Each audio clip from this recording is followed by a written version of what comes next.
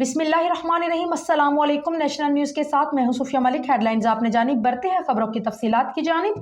खबर शामिल करते हैं। असद हुसैन की रिपोर्ट के मुताबिक जमीयत उलमा इस्लाम के सरबराह मौलाना फजल रहमान ने कहा है कि पाकिस्तान तहरीक इंसाफ के साथ कुछ मामला पर मिलकर चल सकते हैं। ये मुमकिन नहीं कि हुकूमत के साथ भी ओपोजिशन करे और ओपोजिशन के अंदर भी ओपोजिशन करे। मौलाना फजल रहमान ने बिलावल भुट्टो जरदारी की हुकूमत से नाराजगी पर कहा है कि पीपल्स पार्टी हुकूमत का हिस्सा नहीं है, लेकिन पीपल्स पार्टी हुकूमत का सहारा है, इसलिए नाराजगी के मरहले आते रहेंगे।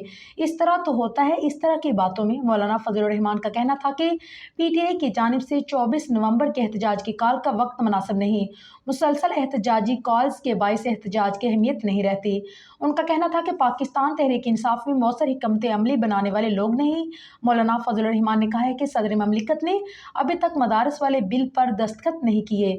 बिल पर दस्तखत ना करने की कोई वजह है तो हमारे नोटिस में लाई जाए। मौलाना फजल रहमान ने कहा है कि क्योंकि मदारस वाले बिल पर दस्तखत ना करने की वजह नहीं बताई जा रही, इसका मतलब है कि मदारस वाले बिल के मामले पर मुल्क के अंदर कोई मुश्किल नहीं, बल्कि मुल्क से बाहर की कोई मुश्किल शामिल है।